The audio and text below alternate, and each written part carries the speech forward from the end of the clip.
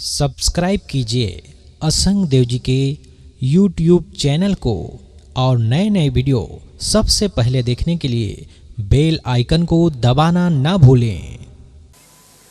राम न रमसी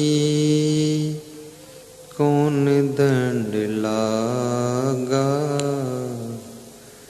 मरी जई भई का करीबे अभागा। कोई तीरथ कोई मुंडित केसा, पाखंड मंत्र भरम उपदेशा।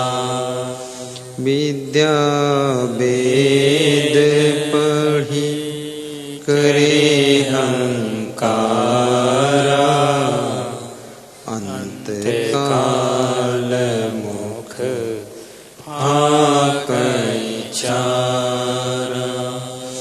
कहाई कबीर कली है खोटी, जो रहे करवासो निकर टोटी। राम न रमसे कौन दंड लागा, मरी जइबै का करीबै अभागा।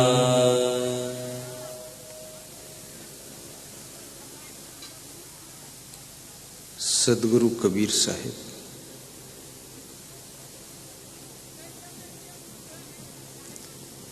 मानव समाज से पूछ रहे हैं, अथवा ऐसा लगता है किसी व्यक्ति विशेष से बात कर रहे हैं कि हे इंसान, तू राम में रमण क्यों नहीं करता है? तुझे कौन सा दंड लगा है, पाप लगा हुआ है? किस पाप के प्रभाव के कारण तू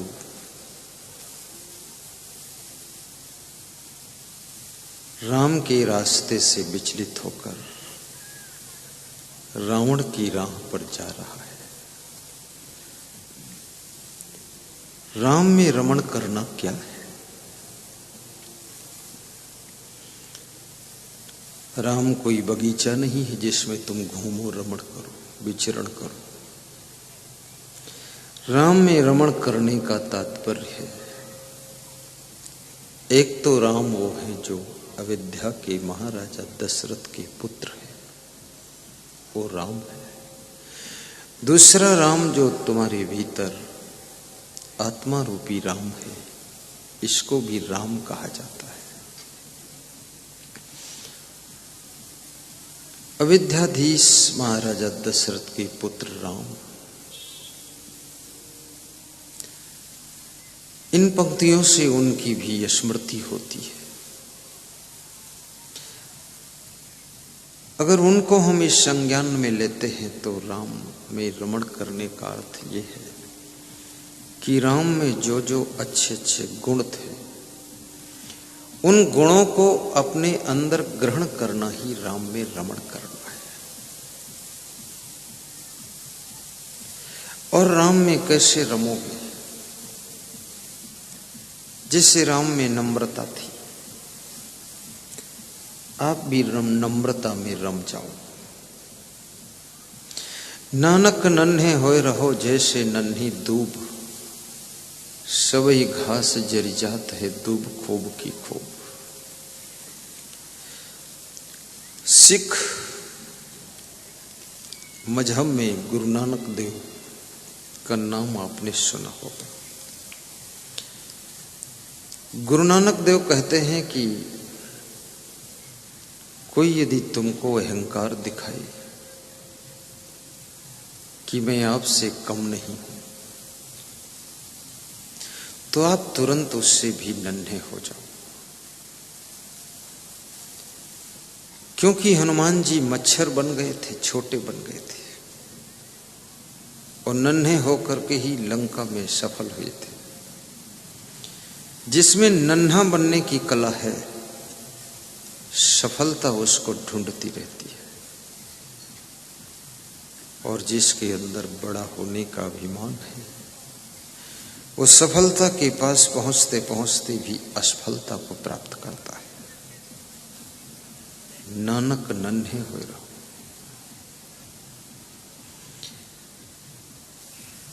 जेठ के महीने में सब घास जल करके राख हो जाती है, लेकिन दूब जो सबसे छोटी है वो हरी भरी हो जाती है। गुरु नानक देव कहते हैं कि दूब जैसे नन्हे हो जाओ।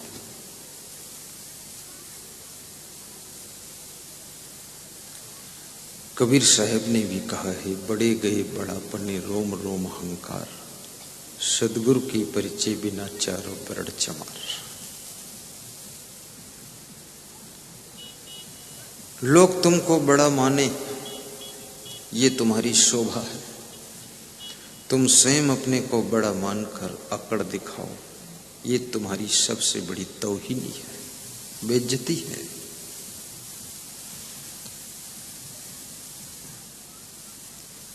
कितने शिक्षकों को मैं देखता हूं, कहते घूमते रहते हैं ये सब हमारे पढ़ाए हुए शिष्य हैं, लेकिन जिनको पढ़ाया है वे कभी नहीं कहते हैं कि ये हमारे गुरुजी हैं जिन्होंने हमें शिक्षा दिया था।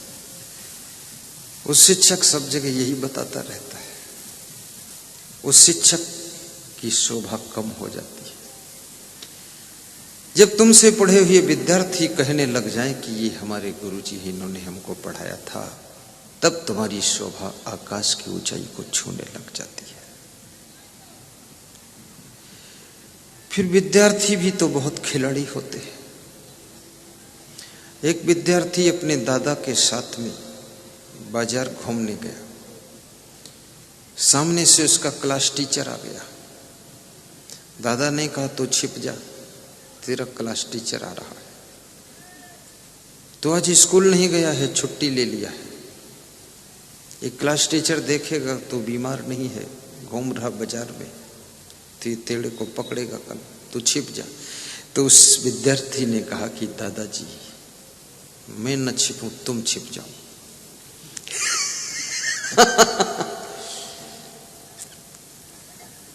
तो दादा ने कहा मैं क्यों छिपूं, मैं कोई विद्यार्थी हूं, तू स्कूल में पढ़ता है, तू विद्यार्थी है, तेरा शिक्षक है, तेरा क्लास टीचर है, तू छिप, मैं क्यों छिपूं। उसने कहा दादाजी मुझे छिपने से भी मैं बच नहीं सकता हूं, तुम छिप जाओ तो मैं बच सकता हूं। बोले सवाल क्या है तेरा, ये तो बता दे। उसने कहा, विद्यार्थी ने, दादाजी मैंने स्कूल में एप्लीकेशन दिया है कि मेरे दादाजी मर गए इसलिए छुट्टी मिलनी चाहिए। तो आप छिप जाओ। क्लास टीचर देखेगा दादा जिंदा घूम रहा बाजार में, ये झूठ एप्लीकेशन, इसलिए तुम छिपो तो मैं बच सकता। दादा ने कहा तूने मुझे मरा दिखा दिया है। उसने कहा आखिर मरना तो एक दिन है ही, पहले से मरा दिखा देंगे, फर्क क्या है। छुट्टी ऐसे तो मिलने वाली नहीं थी, आपको जो मरा दिखाया तब छुट्टी मिली। कितने विद्यार्थियों को स्कूल जाना बहुत बड़ा बोझा है। स्कूल जाना पड़ता है, इससे बड़ा दुख उनके लिए कोई नहीं, रो रो कर जाते हैं। और कितनी माताएं बहनें इसलिए दुखी हैं कि उनका बेटा स्कूल नहीं जा रहा है। और कितने माँ बाप इसलिए दुखी हैं, बेटा स्कूल जाता है लेकिन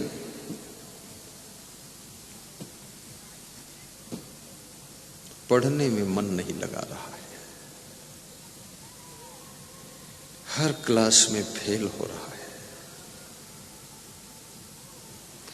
फेल होना और थर्ड पास होना, दोनों में से फेल होना अच्छा है, थर्ड पास होना बेकार है। क्योंकि थर्ड पास हो गए तो कोई काम के नहीं रहे, और फेल हो गए तो दोबारा पढ़ोगे तो शायद सेकंड पास हो जाओ, कोई काम के बन जाओ।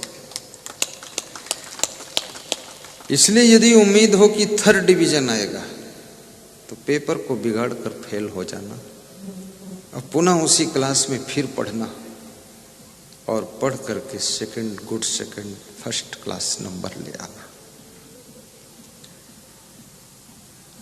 और जिसका पढ़ने का मन नहीं है वो कभी नंबर नहीं ला सकता है। और मनुष्य तब तक कुछ नहीं करता है जब तक कुछ करने का महत्व नहीं समझता है। जिस समय जिस चीज का तुमको महत्व पता चल जाता है, मूल्य पता चल जाता है, उसकी खासियत पता चल जाती है, उस समय तुम कुछ करना चाहते हो। एक बालक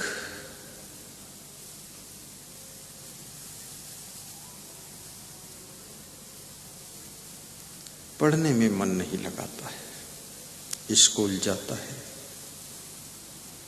बैठा रहता, खेलता रहता, शैतानी करता। शिक्षक परेशान हो गए, शिक्षकों ने उसका नाम काट दिया और एक चिट्ठी लिखी उसकी माँ के पास, लिफाफा में भेजा कि अपनी माँ को दे देना है। तो उस विद्यार्थी ने अपनी माँ को चिट्ठी दिया, लिफाफा खोलकर माँ ने पढ़ा।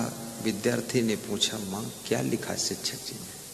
तो माँ ने कहा, शिक्षक ये लिख रहा है कि तुम्हारा बेटा बहुत इंटेलिजेंस है, ब्रिलियंट है, कुशाग्र बुद्धि है, बहुत बुद्धिमान है, इसको पढ़ाने भर का हमारे पास दिमाग नहीं है, इसको कोई बड़े शिक्षक से बड़े स्कूल में पढ़वाइए, ये बहुत टॉपर है, ये लिखा हुआ है।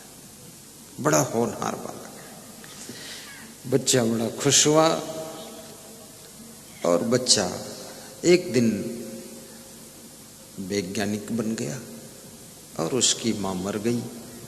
घर की सफाई कर रहा था, वही लिफाफा मिल गया जो शिक्षकों ने लिखा था, स्कूल से निकाला था। उसको खोलकर पढ़ा तो उसमें लिखा था, तुम्हारा बच्चा बहुत मूर्ख है, बुद्धिहीन है, इसको अकल वकल कुछ नहीं है, स्कूल में डिस्टर्ब करता है, इसका नाम मैंने काट दिया है, इसके घर में रखो गधे को, यहाँ मत भेजना, ये लिखा था। तो उसने कहा कि अरे मेरी माँ ने झूठ बोला कि तू बहुत बुद्धिमान है, इंटेलिजेंस है, ब्रिलियंट है, ये क्यों लिखा, ऐसा क्यों बोला? तब उसको याद आया कि यदि मेरी माँ ऐसा बोल देती कि इसमें शिक्षक ने लिखा है कि तुम्हारा बच्चा मूर्ख है, नालायक है, शैतान है, अकल नहीं है, तो मेरा मनोबल गिर जाता, तो मैं उसी दिन से बिल्कुल आगे नहीं बढ़ पाता। तो मेरी माँ ने विपरीत बता दिया कि तुम्हारा बच्चा बहुत बुद्धिमान है, इतनी बुद्धि है, हम इसको पढ़ा नहीं सकते, और बड़े शिक्षकों से पढ़वाइए। तो ये सुन करके मेरा मनोबल बढ़ गया और मैं आज वैज्ञानिक बन गया। माँ मर कर चली गई लेकिन मुझे वैज्ञानिक बनाकर चली गई। इस छोटी सी कहानी से समस्त माताओं को ये सीखना चाहिए कि अपने बच्चे के लिए क्या बोलना है, अपने पति के लिए क्या बोलना है। कितनी स्त्रियां अपने पति को बोलती है पूरा गधा है, तो पति सोचता है कि ये आधा गधा था, आधा घोड़ा था, पूरा ही बन जाता। जब वो पूरा गधा बन जाता है, अब गधे के साथ तो गधी ही मैच करेगी, तो पत्नी सोचती है मैं क्या करूं, मैं तो घोड़ी हूं, अब ये पूरा गधा हो गया, तो वो पूरी गधी बनती है और दोनों गधा और गधी मिलकर के धमाधमी घर को नष्ट कर देते हैं। हाँ, बहुत खुश है स्त्रियां, क्योंकि इन्होंने भी ऐसा प्रयोग किया है कभी कभी। कितनी तो मुंह में धोती लगा के हंस रही कि गुरुदेव को पता कैसे चला ये बात, सो तुम जानो अंतर्यामी, मालूम हो गया है पति के लिए कौन से शब्द बोलना है, किस तरह से मनोबल उनका ऊंचा हो जाए। और मनुष्य के पास में बहुत से बल है, सब बल में श्रेष्ठ बल मनोबल है, आत्म बल है। जन बल, धन बल, ये सब बल साधारण बल है, लेकिन मनोबल, आत्म बल, बुद्धि बल, ये बल सबसे श्रेष्ठ बल है। नास्ति मेघ समम तोयम नास्ति च आत्म समम बलम नास्ति चच्छ समम तेजो नास्ति च आत्म नास्ति च अन्न समम प्रियम। मेघ के जल के समान दूसरा जल नहीं है। जब बादलों से पानी बरसता है तो धरती तृप्त होती है। कितने ट्यूबवेल चलाओ, कितनी नहर चलाओ, कितना तालाब से पानी ले जाकर खेत में डालो, फिर भी धरती तृप्त नहीं होती है। बादल की वर्षा से पूरी पृथ्वी तृप्त होती है। जहां जहां बादल के जल के समान कोई जल नहीं है और आत्म बल के समान कोई बल नहीं है। आत्म बल का बहुत बड़ा खेल है और प्राय लोगों का आत्म बल सोया रहता है। और याद रखना, यदि काम, क्रोध, लोभ, मोह, ईर्ष्या, द्वेष, अहंकार में तुम फंस गए तो मनोबल, आत्म बल, बुद्धि बल, ये सब बल आपके कमजोर होना शुरू हो जाएंगे। दुनिया में तुमसे भी कुछ लोग बड़े हैं और तुमसे कुछ लोग छोटे हैं और तुम्हारे कुछ लोग समान में भी हैं।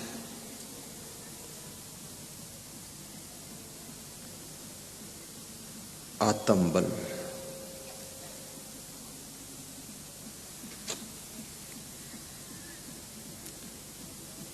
हर स्त्री को चाहिए कि अपने पति का आत्म बल बढ़ाए। हर माँ बाप को चाहिए अपने बेटे का आत्म बल बढ़ाए और बेटे को चाहिए कि अपने पिताजी को भी धन्यवाद प्रदान करे। पतोहू को चाहिए कि सासू को धन्यवाद दे। ऐसी कितनी पतोहू हैं जो अपनी सासू को धन्यवाद देती हैं? जरा हाथ ऊंचा करके बताएं। 2-3 है बस, ज्यादा नहीं। सासू भी निपट चुकी है, करीब करीब फाइनल में पहुंच गई है। अब सासू की सांस बंद होने वाली है। अब खाली नाम ही नाम सासू कर रह गया, ज्यादा प्रभाव नहीं है सासू, क्योंकि इतनी खतरनाक पतोहू आती है सासू के तो होश उड़ जाते हैं। और कितने घरों में सासू भी बहुत खतरनाक है। चाहे प्रलय हो जाए लेकिन वो अपनी धरपकड़ बंद करती ही नहीं। पूरा घर चाहे भूकंप आ जाए मानती नहीं। लेकिन मैं निवेदन करूंगा, कभी कभी कहा करो कि धन्य हो पिताजी, आपने कितनी विषम परिस्थितियों में इस घर को उठाया होगा। धन्य हो सासू जी, तुमने कितने दुखद परिस्थितियों में भी ये घर परिवार संभाला है। याद रखना, सबके पीरियड की परिस्थितियां बड़ी विकट होती है। आपके गुरु ने आश्रम बनाया है, उस आश्रम बनाने वाले गुरु को भी धन्यवाद दीजिए कि धन्य हो गुरुदेव, कितनी मेहनत आपने किया हुआ। अभी मैं कल ममलखा कबीर मंदिर, बीजक मंदिर में गया था साहिब जी के यहाँ, तो मैंने देखा वहां कितनी मेहनत इन लोगों ने किया। चप्पल जूता कहाँ खो गए को ठिकाना नहीं है। सब दौड़ रहे हैं, भाग रहे हैं, वहां से चंदा लाना है, वहां से लाना। कोई चंदा देता है, कोई नहीं भी देता है, और कोई चंदा नहीं देता निंदा देता है, फालतू बात सुनाता है, प्रवचन सुना देता है। अरे क्या तुम मांगने आ गए बार बार?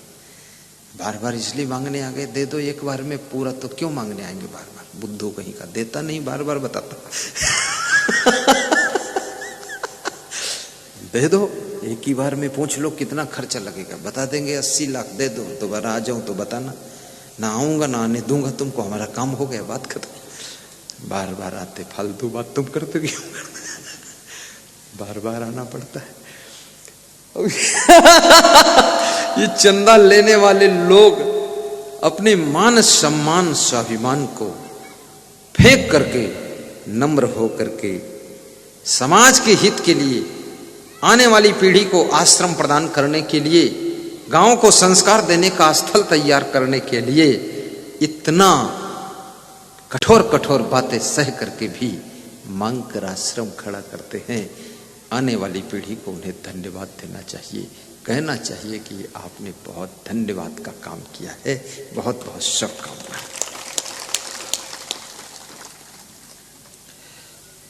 अभी जैसे मैं हूं, मैंने तो कोई आश्रम बनाया नहीं, कोई ठीक ठाक हम बनाए ही नहीं, लेकिन हमारे गुरुजी ने जो बनाया उसको मैं देखा जरूर हूं, उसमें रहता हूं 32 साल से। तो गुरुजी जो बनाते हैं और बनाया उन्होंने, तो मैंने उनकी जो मेहनत देखा है, तो गुरुदेव की मेहनत को याद करके मेरे होश उड़ जाते हैं। मेरे गुरुदेव बता रहे थे, जिस समय आश्रम बन रहा था तो एक ट्राली ईंटा एक बार झुक करके मैं उलझ देता था, और गुरुमन देव ट्रैक्टर ट्राली लेकर भट्ठे से ईंटा लाते थे, और कोठारी यमान देव रात में 12 बजे तक नींव खोदते थे कि इसमें दीवार उठेगी, और दिन में भोजन बनाते थे सबके लिए। इतना कठिन मेहनत किया है। अब मेरा सौभाग्य था, बना बनाया मिल गया, अच्छी बात है।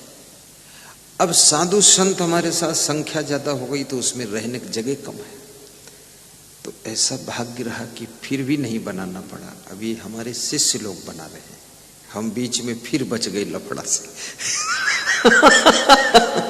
नहीं तो वो तो पूछते रहो छड़ क्या रेट में है, टायल कहाँ मिलता है।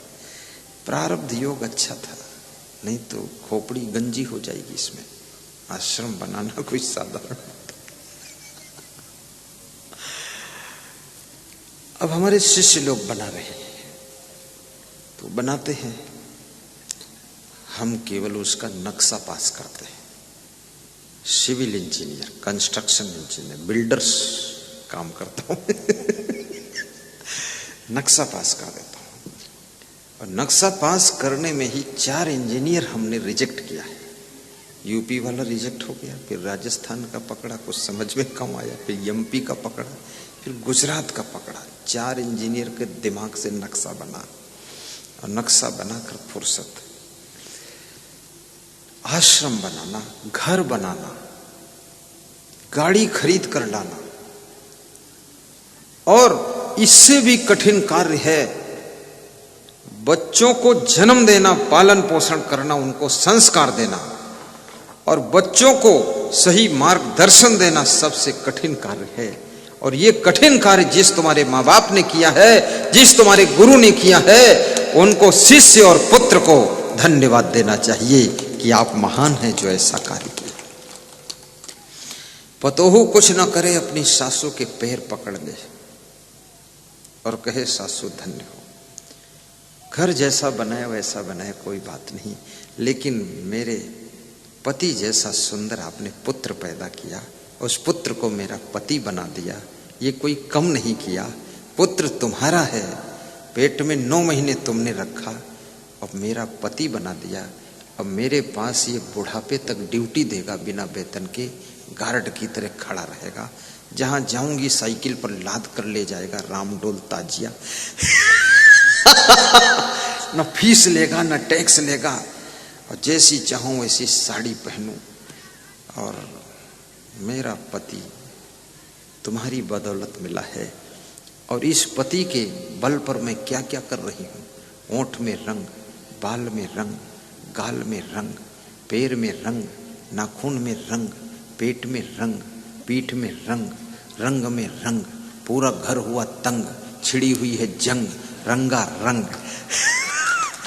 सासू हुई दंग, बर्बाद कर दो पूरा। लोग खुश हैं कि ये क्या हो रहा है, यही होने वाला है आज से। सदगुरु कबीर साहब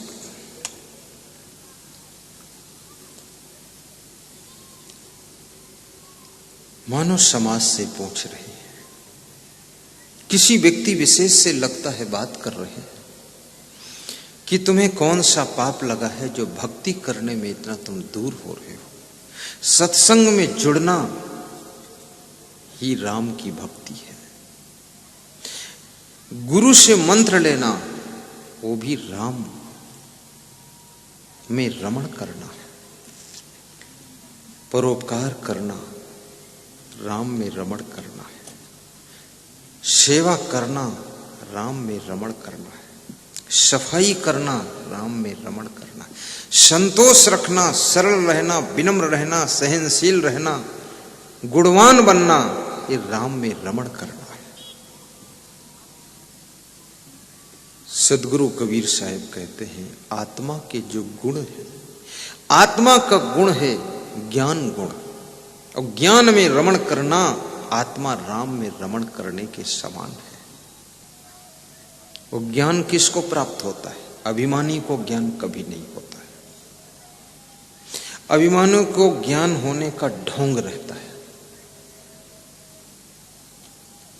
एक बात याद रखना, ना प्रवचन लभ्य हो, कोई प्रवचन करता हो तो तुम समझो ये ज्ञानी हो गया, उससे भी ज्ञानी का संबंध नहीं है। कोई भजन गाता हो तुम समझो ज्ञानी हो गए, रामायण की चौपाई बोल दे, गीता के श्लोक बोल दे, तुम समझो बहुत ज्ञानी है, तुम धोखा खा जाओगे। ज्ञानी कौन है? अमानित्वम आदम्भित्वम अहिंसा शांति आर्जवम आचार्योपासनम शौचम स्थैर्यम आत्म विनिग्रह इंद्रियार्थेषु वैराग्यम अनहंकार एवच जन्म मृत्यु जरा व्याधि दुख दोषानुदर्शनम असक्ति अनविश्वगा पुत्र दार ग्रहादिषु नित्यम च समचित्तत्वम इष्टान निष्ठोपपत्तिषु मयि च अनन्य योगेन भक्ति अव्यभिचारिणी विविक्त देश सेवित्वम आरती जन संसदीय अध्यात्म ज्ञान नित्यत्वम तत्व ज्ञानार्थ दर्शनम एतत् ज्ञानम इत प्रोक्तम अज्ञानम यत् अतः अन्यथा श्रद्धवा लभते ज्ञानम तत्परः संयतेन्द्रियः ज्ञानम लब्ध्वा पराम शांतिम अचिरेण अधिगच्छति तत्विधि प्रणिपातेन परिप्रश्नेन सेवया उपदेच्यन्ते ज्ञानम ज्ञानिनः तत्वदर्शिनः नहि ज्ञानेन सदृशम पवित्रम हि विद्यते। कौन है ज्ञानी? श्री कृष्ण कहते हैं कि अर्जुन, जो योग्य होते हुए, पूज्य होते हुए, श्रेष्ठ होते हुए, महान होते हुए जिसको अपनी श्रेष्ठता का अभिमान नहीं है, वह व्यक्ति ज्ञानी होता है। अमानित्वम आदम्भित्वम, जो दंभाचरण नहीं करता, दिखावा नहीं करता है, वो ज्ञानी होता है। कितने लोग दिखावा करते हैं ज्ञान का कि हमें बहुत ज्ञान है, ज्ञानी जैसी चाल चलने का ढोंग करते हैं और ज्ञानी जैसे मुंह बनाकर बैठते हैं। लोग देखे तो हाँ कुछ है, जबरदस्त है, जबरदस्त कुछ नहीं, पूरा पोंगा है, फालतू है। किसी गांव में एक आदमी हाथी बेचने गया, महावत, तो उसका हाथी आनन फानन में बिक गया, क्योंकि हाथी नृत्य भी कर लेता था। तो उसने हाथी का नृत्य दिखाया, हाथी की कलाएं दिखाई, हाथी का सौदा हो गया, हाथी फाइनल हो गया, हाथी बिक गया, हाथी के पैसे गिने जाने लगे पेमेंट हो रहा था। तब तक गांव से एक आदमी आया, वो हाथी को आगे की तरफ से झुक करके देखा, फिर पीछे गया तो पीछे से झुक कर देखा, फिर दाहिने गया, दाहिने से झुक कर देखा, फिर बाएं गया, बाएं से झुक कर देखा। तो महावत को लगा कि हाथी का मर्मज्ञ व्यक्ति आया है, इसलिए सब तरफ से झुक झुक कर देख रहा, नीचे से भी कुछ लक्षण परखेगा, और हाथी में एक कमी थी। तो महावत ने सोचा अगर कमी ये जान गया तो बिका बिकाया हाथी वापस हो जाएगा, बिकेगा नहीं। तो उसको बुलाया महावत ने कि इधर आओ, तुम हाथी के मर्मज्ञ हो, ज्ञानी व्यक्ति हो, अब झांकना मत, देखना मत, लो 200 रुपये देता हूं, अपने घर रखो, अब मत झांकना। वो 200 रुपये लेकर अपने घर में रख करके फिर दौड़ कर आया, फिर आगे से झुककर झांकने लगा, और फिर पीछे से जाकर झुककर झांके, फिर दाहिने से झांके, फिर बाएं से झांके। महावत ने कहा ये काम बिगाड़ देगा, खेल बिगाड़ देगा। फिर बुलाया, कहा इधर आ यार, तुम समझते नहीं, लो 200 रुपये लो, अब जाओ, अब मत आना। 200 रुपये लेकर दौड़कर घर में रख आया, फिर तीसरी बार आया और फिर आगे खड़ा होकर झुककर झांकने लगा, फिर पीछे जाकर झांक रहा था। तो महावत ने कहा यार तुम मानते क्यों नहीं, 2 बार 200 दे दिया, अब क्या बात है, क्या देखते हो झुक झुक करके, झांक झांक करके इधर उधर। तो उसने कहा मैं ये देख रहा हूं इसका मुंह आगे है कि पीछे है, क्योंकि आगे भी एक डंडा जैसा लटक रहा हो, पीछे भी एक डंडा जैसा लटक रहा, तो हम यही डिसीजन नहीं ले पाए मुंह है किधर। तो महावत ने कहा अरे मूर्ख, वो 400 रुपये वापस ला, फिर बताता हूं मुंह किधर है। अरे मुंह का भी ज्ञान नहीं, ढोंग बनाता ज्ञान होने का कि हाथी के बारे में बहुत जानकारी। ज्ञान शब्दों से नहीं पहचाना जाता है, ज्ञान शब्दों में नहीं होता है। ज्ञान वास्तव में जिसको होता है उसके आचरण में परिलक्षित होने लग जाता है। और ज्ञान जिसको होता है, याद रखना, तत्परः संयतेन्द्रियः, वह व्यक्ति आत्म कल्याण के लिए तत्पर होता है और उसकी इंद्रियों पर उसका संयम रहता है। वो कभी लोलुपता नहीं करता है, इंद्रिय जन्य भोगों को नहीं भोगता है, त्याग और वैराग्य से रहता है। तो कृष्ण कहते हैं वो व्यक्ति ज्ञानी होता है। जो अहिंसा को पालन करे वो ज्ञानी है, जीवों पर दया करे वो ज्ञानी है। क्षमा आर्जो, जो दूसरों को क्षमा भी करे, खुद की गलती है तो क्षमा मांग भी ले। क्षमा बहुत बड़ी चीज है। पुराणों में क्षमा को तीर्थ कहा गया है। अभी तुम्हारे बिहार में तो गया तीर्थ है, गया है।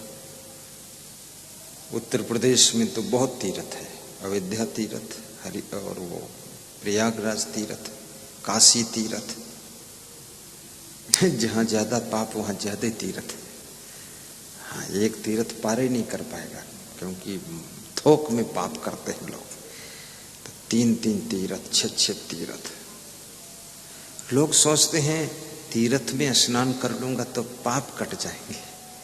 पाप किया है गांव में और स्नान कर रहे गया में, वहां कहां कटेगा। दर्द है टांग में और सिकाई कर रहे हैं खोपड़ी की। कहां पाप कटने वाला।